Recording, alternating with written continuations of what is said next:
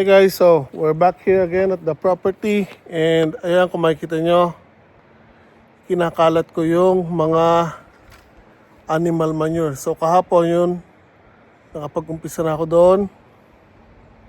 So ito po yung isang truck na dineliver sa atin. So 3 tons po ito, yung isang load nila.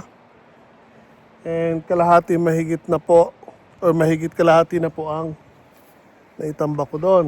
So itong remaining, kakalat ko lang dyan. Tapos itong matitra, aantayin natin yung susunod na delivery. So again, animal manure po yan, or dumi ng baboy. Gamit po natin itong mini dump natin. So nilalagay natin dito sa mini dump. Then, dadalhin natin kung saan natin kailangan itambak or gustong itambak. Tapos, dinadump lang po natin yung mga pataba. So, kung karitela po, dati po kasi karitela yung ginamit natin na sa labas. Makikita nyo, ayan ang lambot oh. So, kung karitela, ang hirap po magtulak. So, buti na lang ito, meron na tayong mini dump na naka Caterpillar tire. Kaya mas madali dahil may makina yan. So, mas napadali ang trabaho natin. So now, paandarin ko lang to. Loadan natin ng pataba at itatambak ulit natin.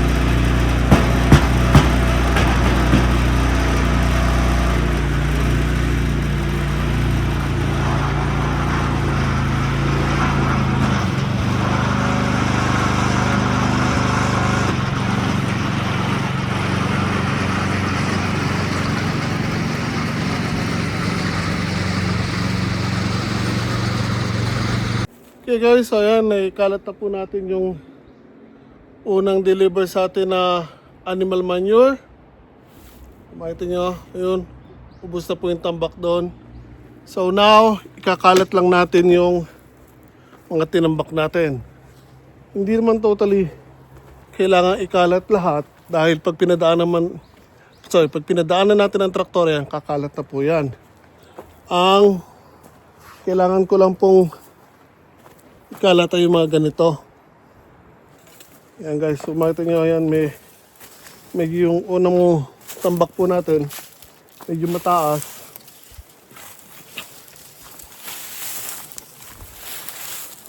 So yung mga ganun lang po ang kailangan nating ikalat. So doon yung mga nasa dulo, then dito yung mga last, yun lang po yung mga ikakalat natin. So kalat ko lang to guys.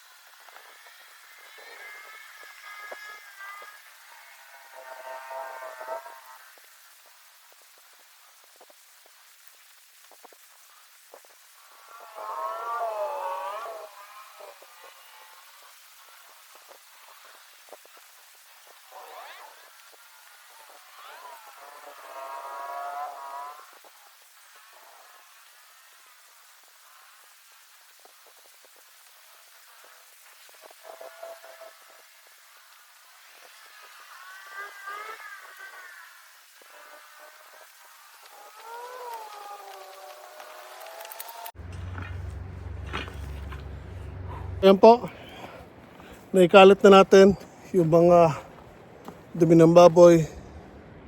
Ngayon yung mga matataas na lugar lang o yung matataas ng tambak natin, yun lang ang kinalat natin. Hindi naman necessarily na kailangan natin silang ikalat pa dahil again, once na pinadaanan natin ng traktora yan, kakalat din naman yan. Kaya nga lang, by doing that, mas mabilis natin siyang may kakalat ng maayos. Yung pag sa traktora lang kasi, kailangan mo pa siyang padaanan ng ilang beses para totally kumalat yung pataba or humalo maigi doon sa lupa. And isang disadvantage kapag hindi mo ikinalit yung tambak na marami, lalambot masyado yung lupa and masyado magiging matapang yung pataba doon. Kapag tinaniman mo yon, mabubulok or mamamatay lang yung halaman na mapapalagay doon or saktong tatama doon sa pwesto na makapal ang tambak. So yan, kinalat natin gamit ang kalaykay. So kailangan ko lang may deliver muna yung isa pa doon at may kalat bago ko sila padaanan ng traktora. Dahil magiging doble trabaho yung paikot-ikot na gano'n. Iwasan ko pa yun doon. So once na ilatag natin lahat yung magiging pataba natin, doon lang natin papadaanan ng traktora yan. Kapagod guys. So, meron pa ako dito isang hindi na nakaligtaan ko ito isang to.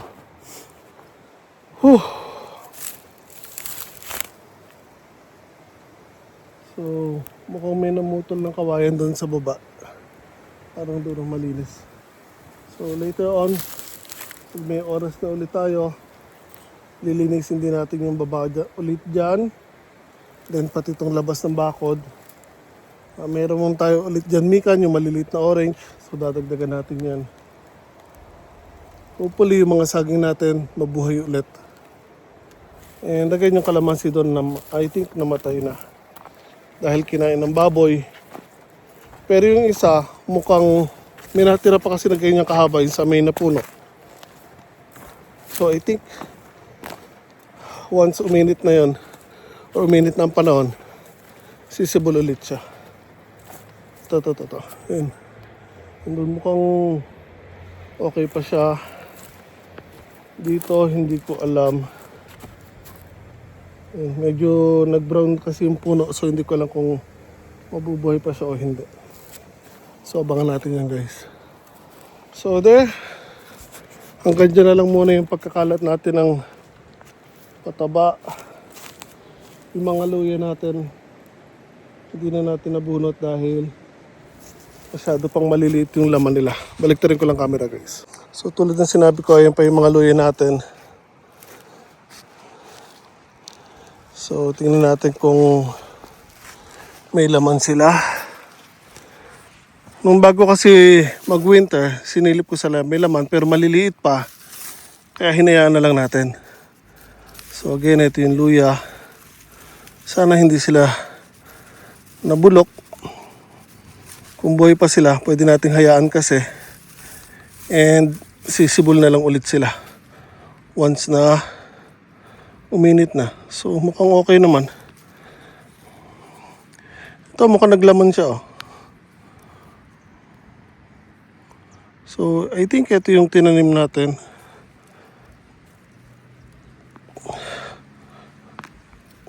So ito mukhang laman na to pero parang naluto sa lamig tong isang to, pero ito okay pa.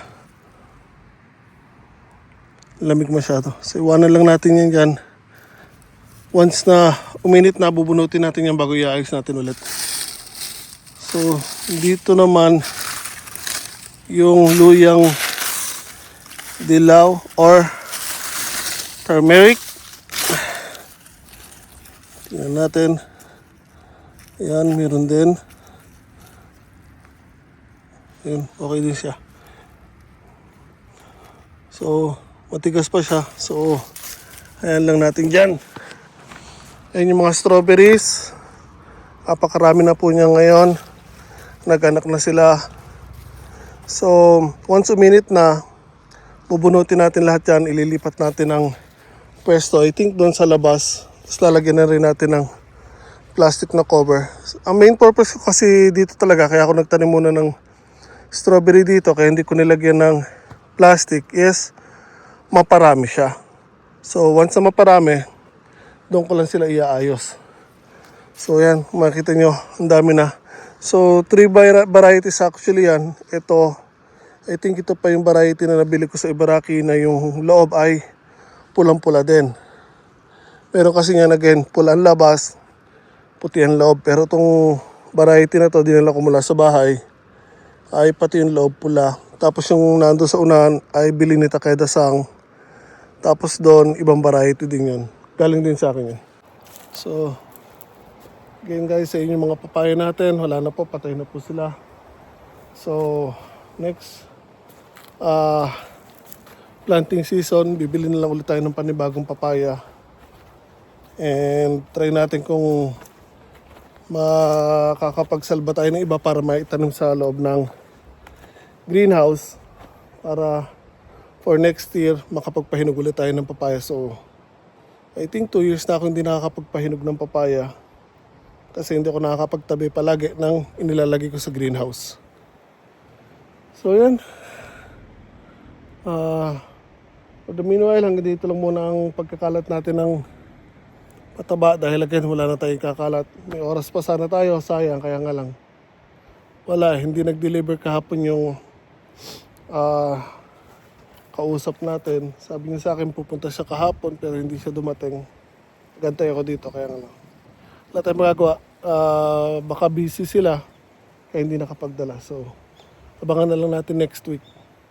So again, for the meanwhile, lalabas muna ako doon yung sa pinahiram sa ating property. Mamumulot ako ng mga kahoy, ugat na natira pa at mga bato. Lagyan natin dito, tatambak natin dito sa loob ng property.